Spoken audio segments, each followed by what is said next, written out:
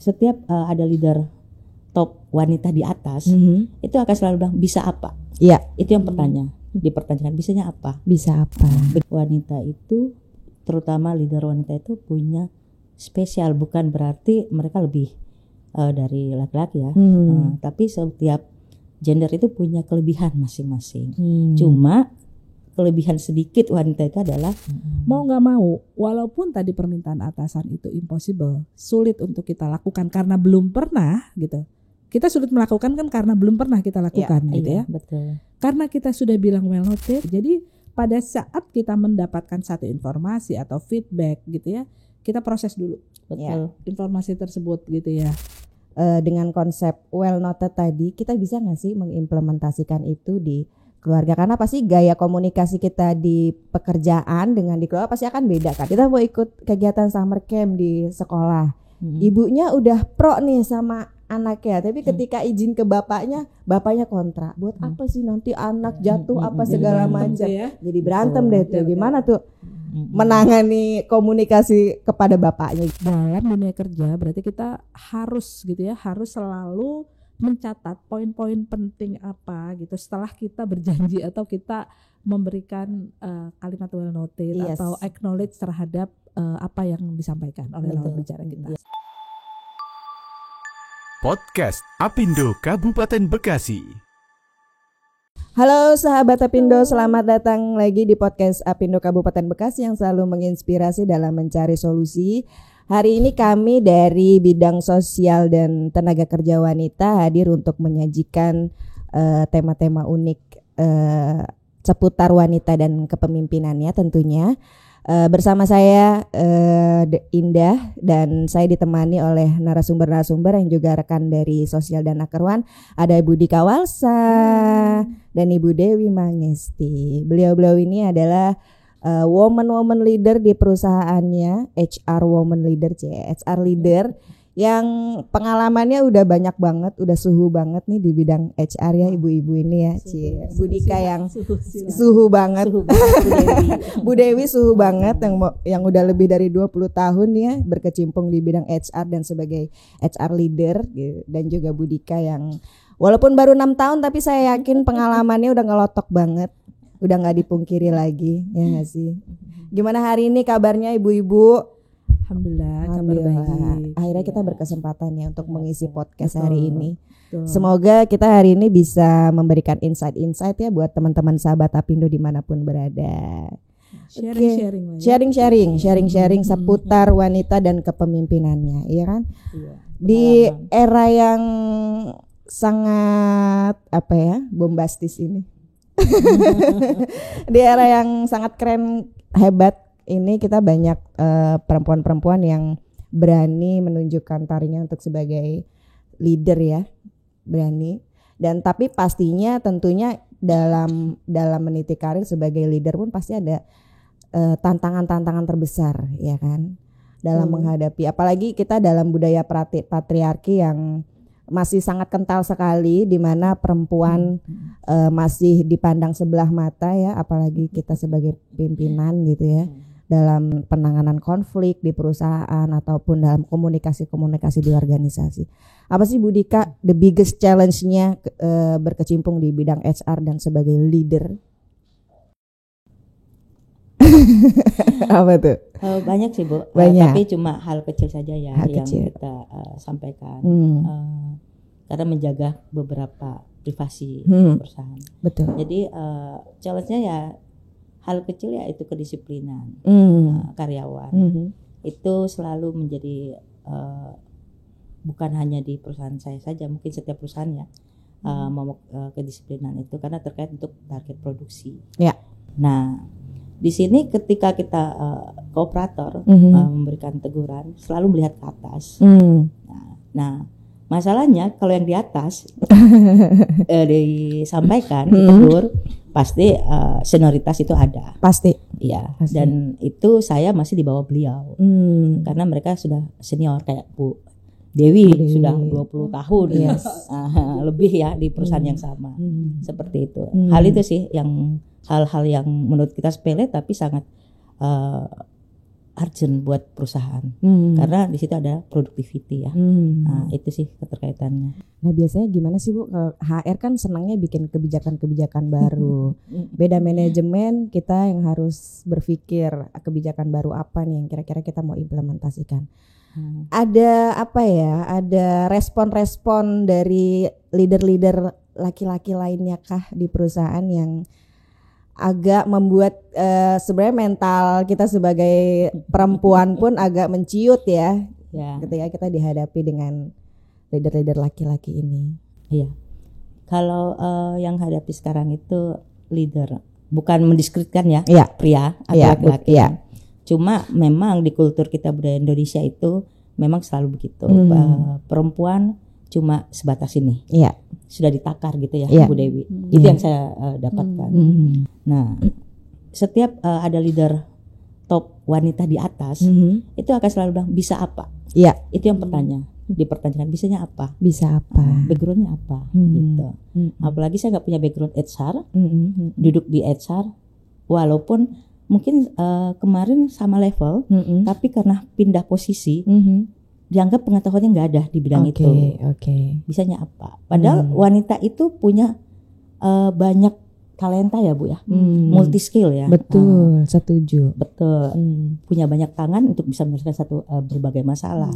Karena wanita itu punya perasaan dan logiknya jalan. Perasaan dan logiknya jalan. Kalau pria lebih ke logik. Nah, itu yang kita bisa lihat wanita itu, terutama leader wanita itu punya spesial, bukan berarti mereka lebih dari laki-laki ya, tapi setiap gender itu punya kelebihan masing-masing.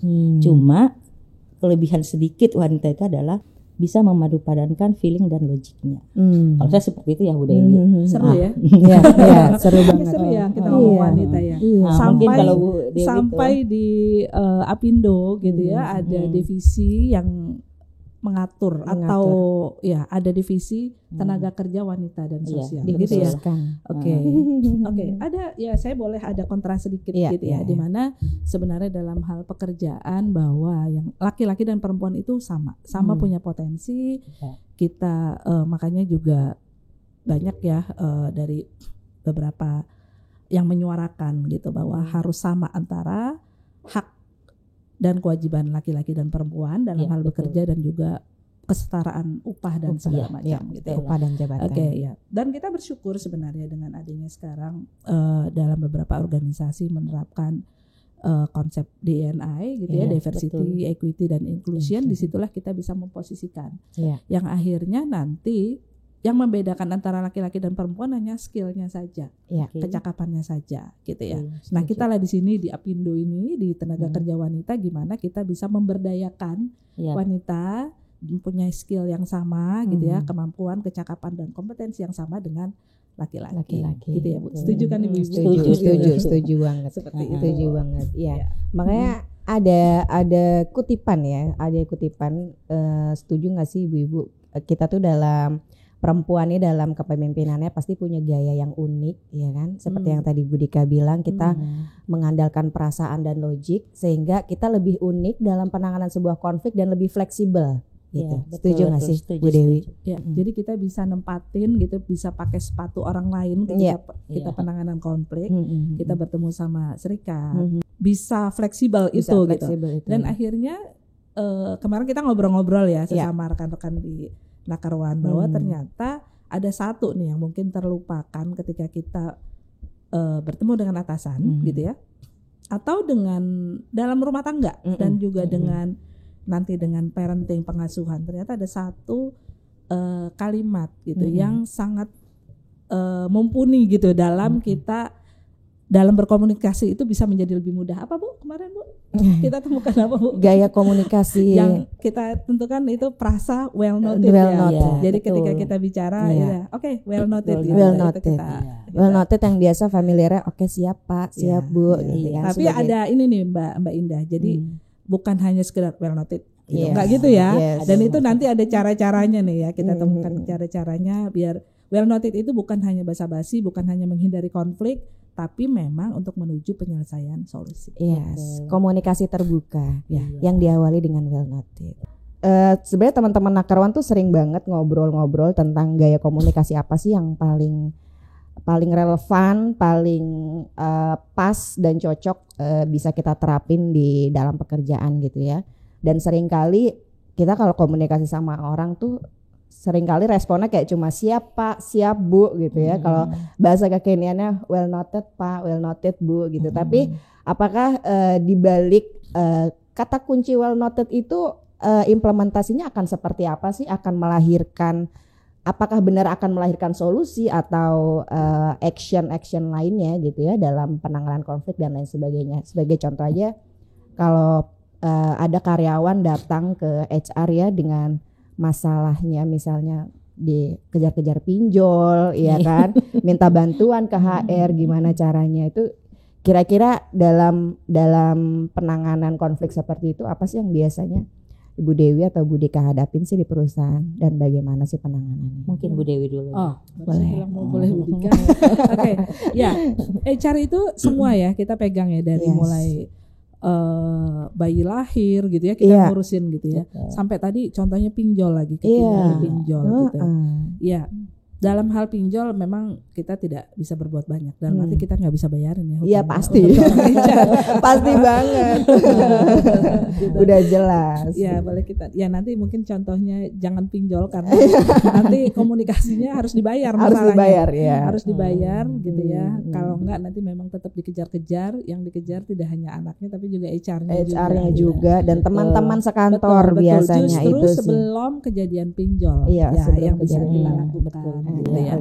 Dengan penerapan apakah nanti di penerapan itu kita bisa komunikasikan gitu ya, betapa baiknya pinjol gitu, kita referensikan ada beberapa contoh-contoh misalnya bagaimana pekerja gitu ya bisa terjerat yang tadinya fine-fine aja, kesehatan finansialnya itu sangat sehat sekali lalu bisa terjadi pinjol. Nah itu yang mungkin gitu ya gitu ya gitu sih.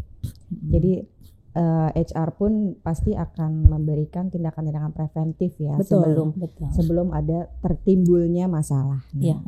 Komunikasi seperti apa sih, gaya komunikasi seperti apa sih yang biasanya kita bisa sampaikan ke mereka agar ya mereka pun punya tindakan tersendiri juga gitu untuk menghindari masalah-masalah itu. Jadi gini. Misalnya ada seorang pekerja gitu ya mengadukan pekerja lainnya gitu tergopoh-gopoh gitu, daripada kita langsung merespon gitu ya apa yang dia sampaikan gitu, ada baiknya ya kita ajak di suatu tempat yang memang ruangan gitu ya, lalu kita ajak ngobrol dengan gaya well noted tadi gitu, berarti well noted enggak gitu. Jadi kita apa yang bisa saya bantu dan kira-kira masalahnya seperti apa kita catat, dan daripada kita langsung bereaksi gitu ya langsung menjawab permasalahannya itu sementara nanti hanya di permukaan dan perlunya juga kita nanti klarifikasi juga dengan pihak orang yang diadukan juga gitu ya. Betul. Kurang lebih seperti itu. Nah, Bu Dika silakan ada yang lain. Iya, biasanya kalau masalah seperti itu memang kita harus lebih hati-hati ya Bu ya. Betul. Karena sensitif. Jadi apa yang dikatakan tadi Bu Dewi, kita memanggil dalam satu ruangan. Kenapa rata-rata HR harus membuat seperti itu tidak depan orang banyak, menjaga perasaannya. Pasti.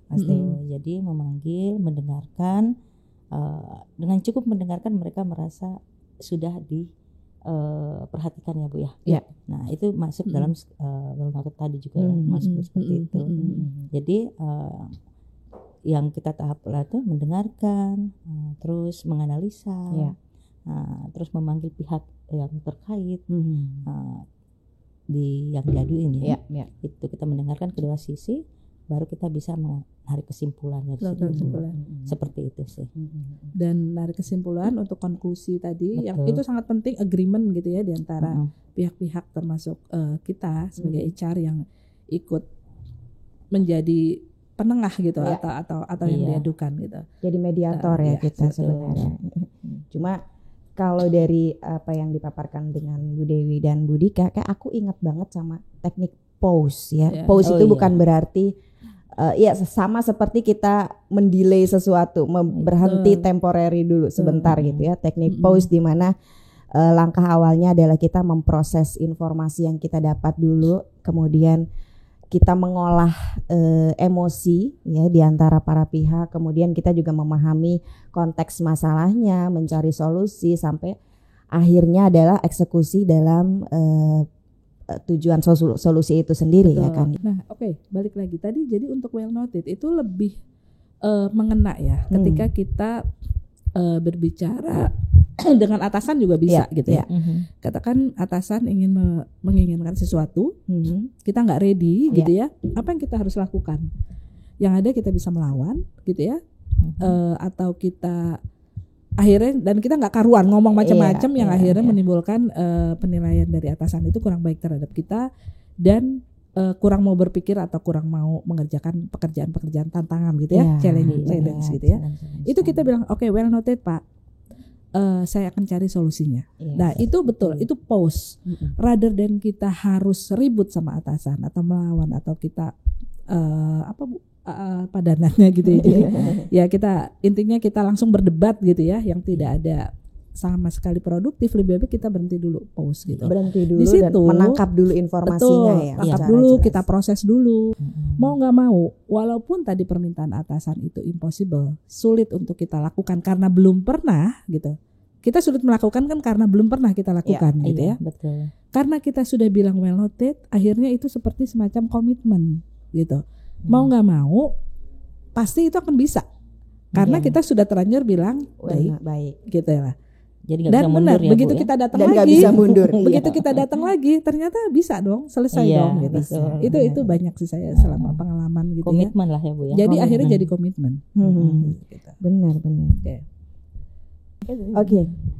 Oke, jadi dalam sebuah komunikasi kan pasti kita harus ada kasih feedback atau umpan balik ya. Dan kayak apa sih yang harus kita tunjukin ya sebagai langkah-langkah kita dalam penyelesaian sebuah konflik dalam pekerjaan misalnya, atau dalam kita menerima arahan atau informasi dari atasan kita sendiri dengan teknik pause tadi ya. Dengan teknik pause yang tadi kita udah singgung sedikit ya, di mana pause itu adalah P-nya adalah proses the information, bagaimana kita menerima informasinya itu harus seperti apa. Kemudian acknowledge emotion-nya, bagaimana kita mengatur emosi. Kemudian understanding the context, gimana kita memahami konteks dari informasi tersebut yang kita terima.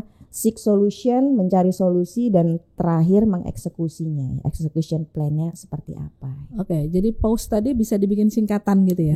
Bisa jadi singkatan. Jadi singkatan. Sebelum masuk ke singkatan, pause ini saya punya teka-teki. Apa tuh? Ikan apa yang selalu berhenti? Ikan paus. Ikan paus Bu Dika. Jadi paus yang ini ya. Bukan beda. Bukan ikan paus. Ini beda. Ini enggak pakai ikan paus gitu ya, paus ya. Jadi P tadi proses the information. Ya, betul. Jadi pada saat kita mendapatkan satu informasi atau feedback gitu ya, kita proses dulu informasi tersebut gitu ya. Terus yang berikutnya tadi A, acknowledge the emotion.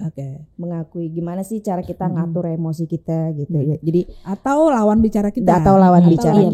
Gitu kan. Ketika atasan kasih kerjaan yang misalnya out of our job desk gitu kan. Gimana sih kita dalam well noted yang kita terima atau yang kita sampaikan ke atasan tuh bisa jadi sebuah vibe yang positif gitu. Gimana sih ya kan?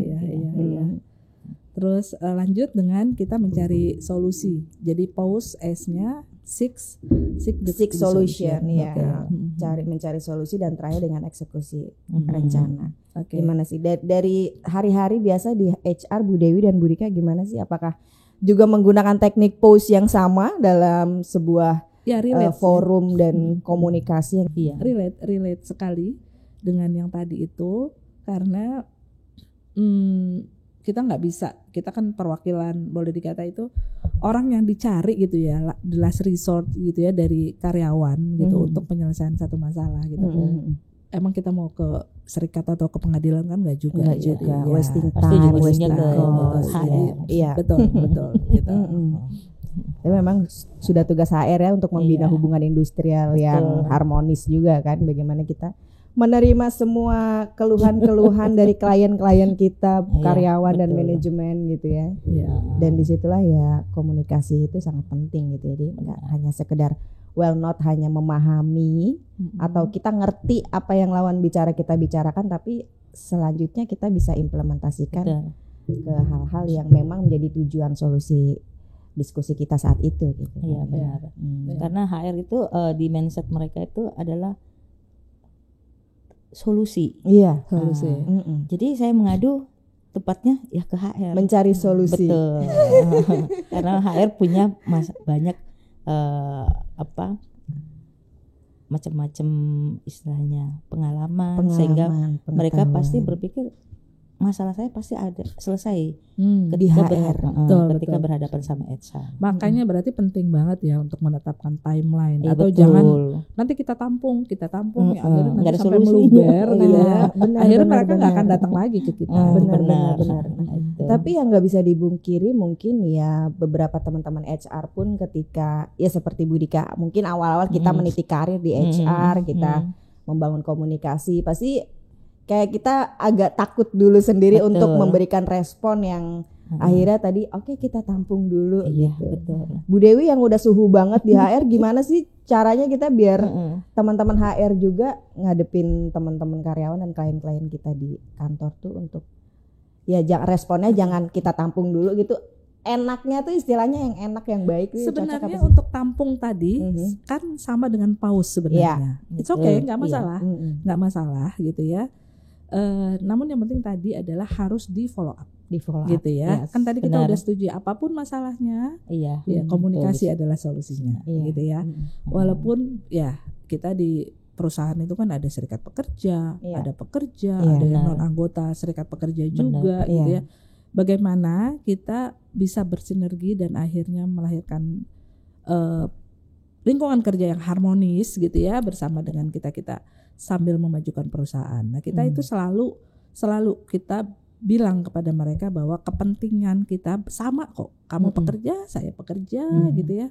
Kepentingan kita sama yaitu sama-sama majukan perusahaan biar kita sama-sama di sini gitu di perusahaan ini gitu. Ya selain harmonis ya harus trust juga ya Bu. Ya, itu penting. Itu membangun trust. Membangun trust. Iya. Karena kalau tidak ada trust ya kata Bu Dewi tadi enggak bakalan datang ke HR. Betul. Dan trust bisa dibangun nggak Bu dalam satu malam? Tidak bisa. Saya tidak seperti bikin nggak kayak candi dong. Candi Prambanan. Dalam satu malam. Dalam satu malam. Itu berapa lama? Terus ya, tuh dipupuk gitu. Kita sudah trust tercapai. Ada satu masalah yang akhirnya bisa merusak kepercayaan. Trust itu bisa sobek lagi. Betul, gitu. Nah, makanya harus selalu dipupuk benar, gitu. Seperti saya awalnya dengan serikat itu agak gimana gitu ya. Iya pasti. Tapi karena saya lebih transparan ya dalam menyampaikan peraturan, menyampaikan kesejahteraan apa adanya ya pelan-pelan trust itu ada. Jadi contohnya kadang mereka biasanya HR yang traktir ya. Nah, ini kebalik udah Bu. Asik dong. Seperti itu sih. Oke, kira-kira gitu sahabat Apindo, teman-teman Apindo semua ya dalam membangun komunikasi kita menerima informasi dari atasan, berkomunikasi dengan lawan bicara manapun ya, baik itu sesama pekerja atau dengan manajemen ya. Dalam menerima informasi ya kita juga harus bijak ya dalam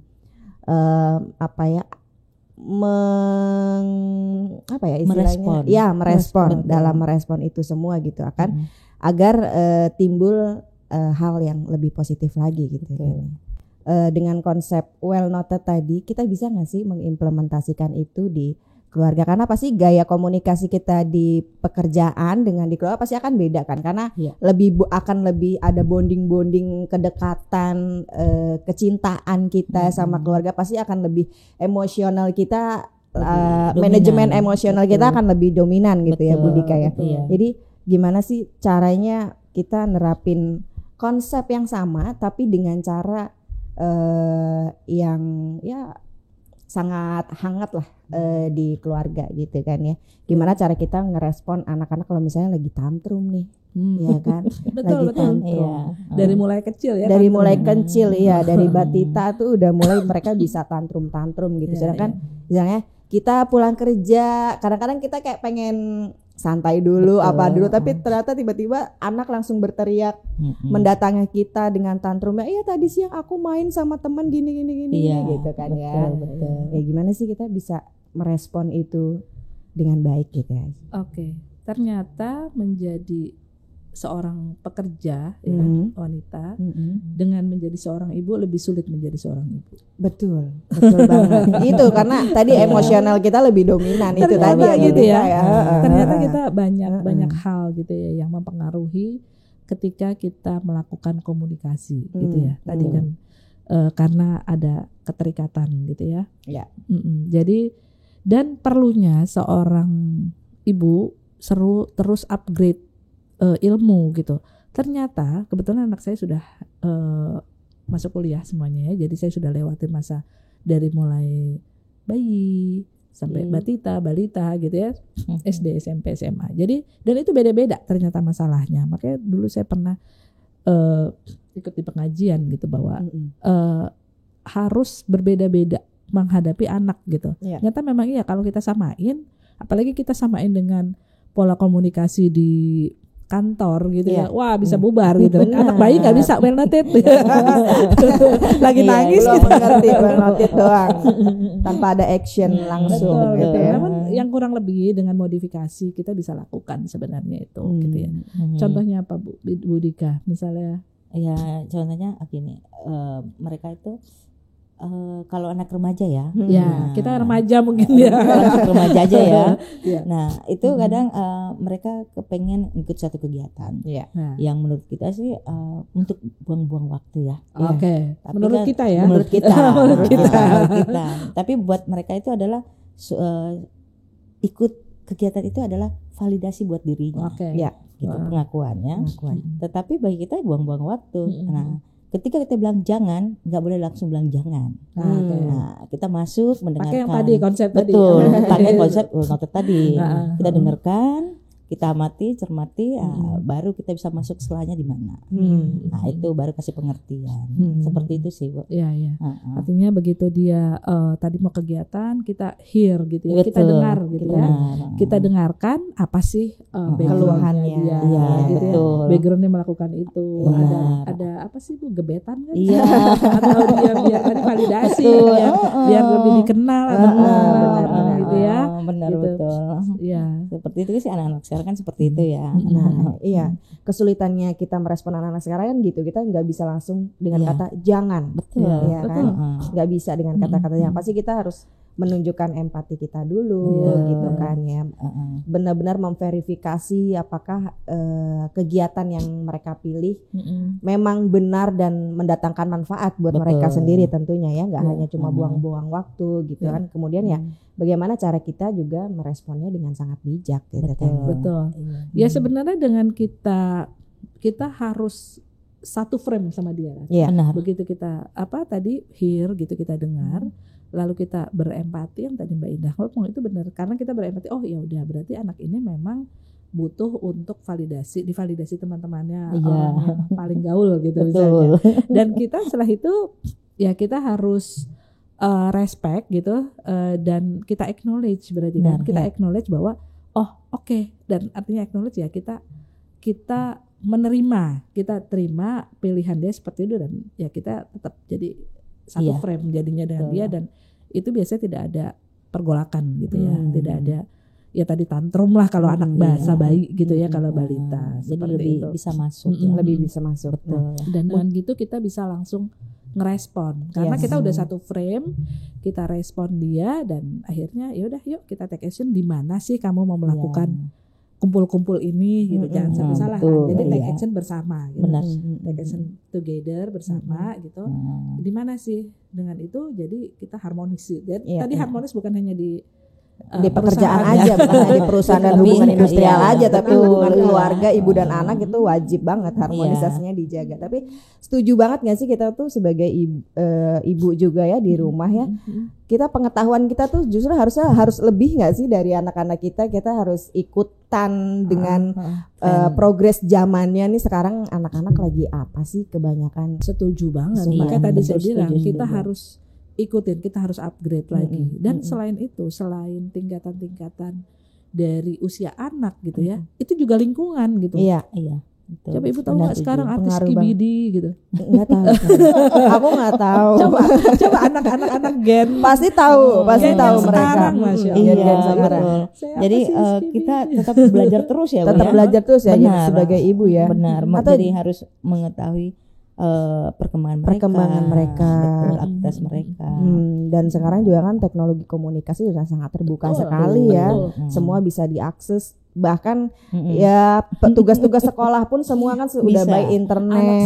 Anak 1 tahun udah bisa buka YouTube gitu kan. Betul. Jangan sampai kita ya sahabat-sahabat Apindo, ibu-ibu di rumah ya, jangan sampai kita pengen cari tahu di TikTok anak kita lagi seneng apa, malah ibunya yang keasikan TikTokan sendiri. Waduh. Itu sih yang kalau bisa ya sebagai pembelajaran aja kali ya, gimana kita bisa tahu lah progres anak zaman sekarang tuh seperti apa, biar dalam merespon anak pun kemauan anak, keinginan anak kita bisa dengan bijak gitu meresponnya gitu ya. Karena kadang kita selalu bangga gitu ya dengan ketuaan kita. Gimana tuh bangga ketuanya tuh? Kita refleksi. Yes. Dengan perlakuan kita ke anak. Iya.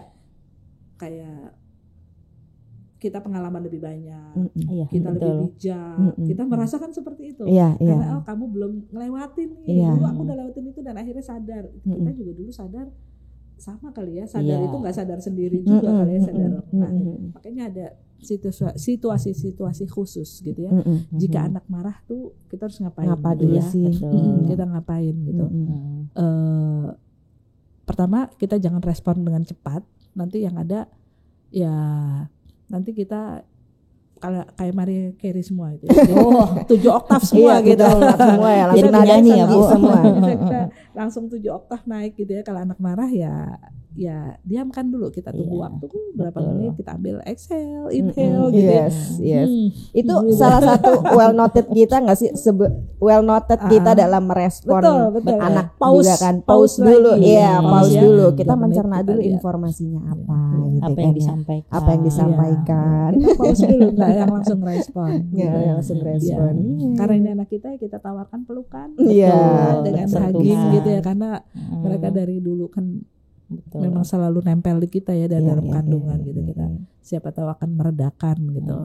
Jangan sampai menghilangkan kelembutan dan kasih sayang kita juga gitu ya. Jangan sampai ya anak zaman sekarang ya banyak ya tiba-tiba kena mental health segala macam gitu kan. Dikit-dikit, itu kita dikit-dikit kena mental. Dikit-dikit kena mental. Bahasanya kena dapat mental. Tugas segambreng dari Kena guru-guru mental. udah kena mental. Dapat hafalan sedikit. Sebanyak itu juga udah kena mental juga gitu kan. Nah, gimana? kalau kita bandingin ke kita, gimana itu? Kita hidup di nggak kenal mental health. Justru kita harus mengimbangi mental health kita di pekerjaan dan sampai ke rumah gitu kan.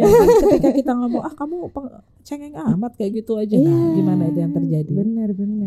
Bener banget. Tapi sering kali juga kadang-kadang dalam menanggapi keinginan anak ya, pasti kita akan kontra nggak sih sama pasangan kita sendiri gitu kan ya.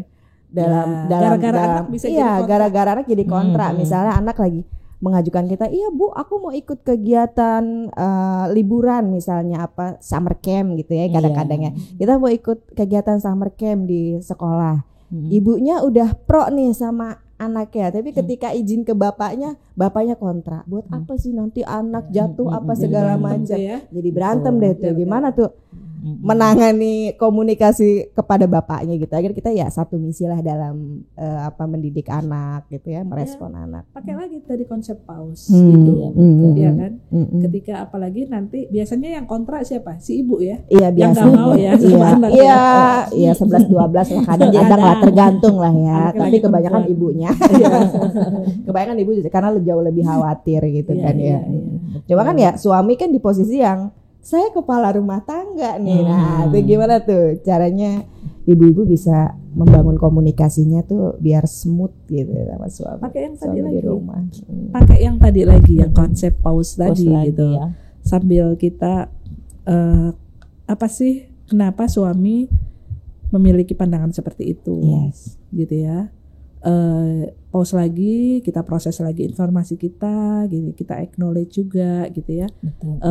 Apa yang ada di pikiran suami maupun anak atau apa, sampai kita bisa sampai keputusan oke, kita bisa gitu dan bisa dibicarakan. Ya nggak tahu siapa yang menang nanti dalam hal ini ya. Bukan menang dulu aja. Bukan menang kalah Bu. Bukan menang kalah ya berarti. Tapi satu pemikiran lah. Iya, satu pemikiran, satu visi dan misi, satu sudut pandang. Untuk menyamakan visi. Betul. Jangan juga buat anak.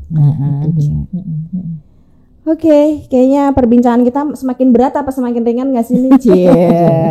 Apakah konsep well noted benar-benar bisa kita terapkan ya, nggak cuma di pekerjaan tapi di keluarga? Gimana gaya komunikasi kita yang ya ringan gitu ya, ringan tapi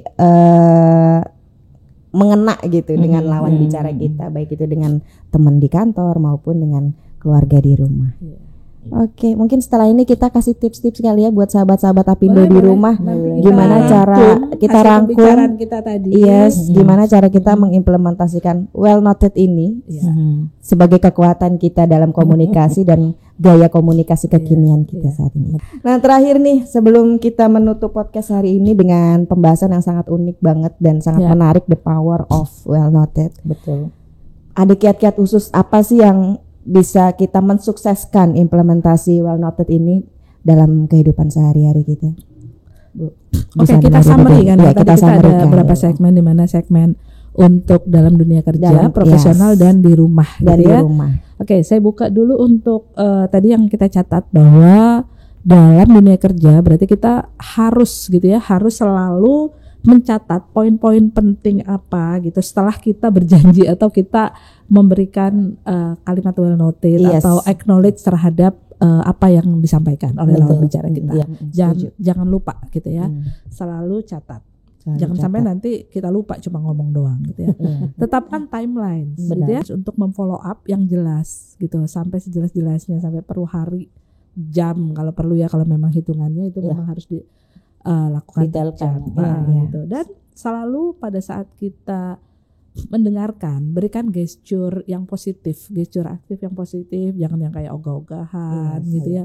Terus yang welcoming lah ya. Kita welcome terhadap apa yang disampaikan oleh lawan bicara kita. Gitu. Teknik pause tadi juga sangat bisa kita implementasikan tentunya kan pause juga di lingkungan pekerjaan kita tadi gitu kan, karena di sana kita bisa memproses informasi yang kita dapetin dari lawan bicara kita manajemen emosi kita, kemudian kita memahami konteksnya sampai kita bisa memberikan solusi ya, memberikan saran dan solusi ke lawan bicara kita sampai akhirnya lawan bicara kita pun bisa mengeksekusinya gitu ya. Jadi teknik pause itu sangat bisa diimplementasikan ya di lingkungan pekerjaan kita sendiri. Kalau untuk di lingkungan keluarga dan rumah tuh enaknya kiat suksesnya apa sih kalau dalam implementasi well noted ini, Bu Dika? Itu kita bisa pola pengasuhan. Pola pengasuhan ya. Iya. Di sini saya ada mencatat ada 4 ya. dari tadi dari summary pembicaraannya tadi. Kalau nggak dicatat takut lupa, Bu. Benar. HR tugasnya banyak mencatat. Iya, itu nomor 1 tuh, Bu. Nomor 1. Karena itu guidance kita ya. Yes. Jadi pertama kita harus mengajarkan anak kita cara mengelola emosinya. Ya. Jadi pengelolaan emosi itu harus pada tempatnya. Benar. Kita ajarkan, kita kasih tahu pelan-pelan. Jadi untuk dia punya rasa percaya diri akan timbul di situ. Terus yang kedua tadi, kepercayaan diri anak itu kita harus jaga. Ya. Kita nggak boleh ketika jangan ngejatuhin betul, gitu ya. Yes, jangan ngejatuhin mental anak duluan. Betul. Ketika di luar, biasanya kan ibu-ibu gitu ya. Ketika di luar anaknya lagi apa tuh, nggak boleh. Jangan marahin di depan umum ya. Yes. Itu kalau bisa jangan. Sebenarnya sama ya kayak kita di kantor juga. Betul. Kita jangan sampai kita negur karyawan pun di depan karyawan lain ya. Apalagi kita harus ajak ke ruangan yang memang kita bisa komunikasi dengan lebih enak lah konfidensial. Gitu. Nah itu membangun kepercayaan anak itu seperti itu ya Bu. Jadi jangan menjatuhkan di depan umum, jangan langsung kita bereaksi respon menjas anak gitu ya. Gitu. Terus yang ketiga adalah menciptakan ruang aman untuk berbagi. Pastinya. Gitu. Itu wajib lah ya. Iya. Dan yang keempat adalah mengembangkan kemampuan komunikasi anak. Jadi semisal apapun itu dikomunikasikan. Mau itu menurut kita nggak penting, bagi beliau, bagi anak-anak kita itu penting, harus dikomunikasikan. Jadi kita tahu mereka itu bisa mengungkapkan apa yang dia inginkan. Jadi kita juga bisa ketika dia berkomunikasi apa yang dia inginkan, jadi kita bisa bereaksi secara positif ya. Ternyata anak-anak ini mau ini. Jadi kita sebagai orang tuanya juga bisa mengetahui keinginan, jadi tidak salah arah.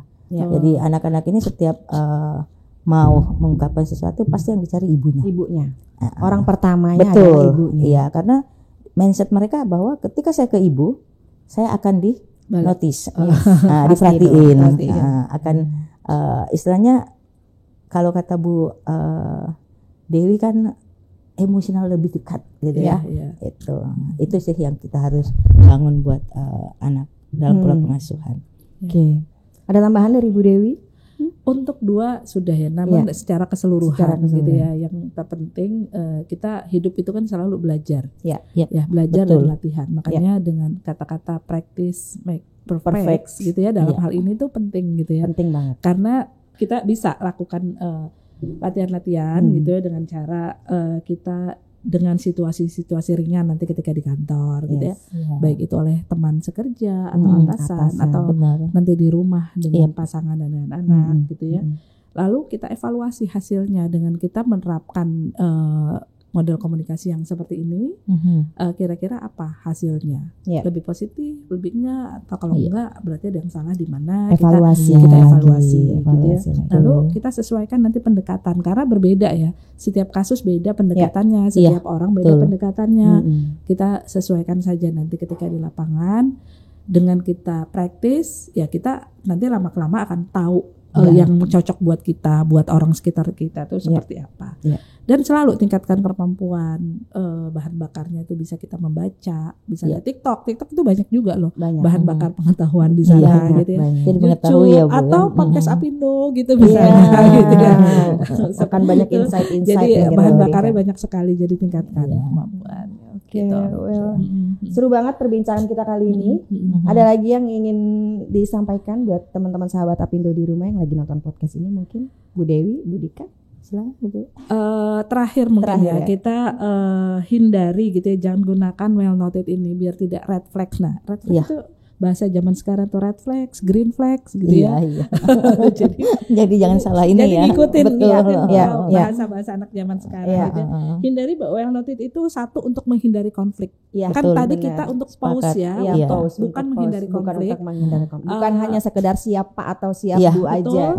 Dan juga menunda keputusan penting. Karena keputusan tetap harus dibuat Betul. gitu ya. Dan selanjutnya untuk mengabaikan masalah ya, dan yang terakhir adalah untuk meremehkan satu situasi.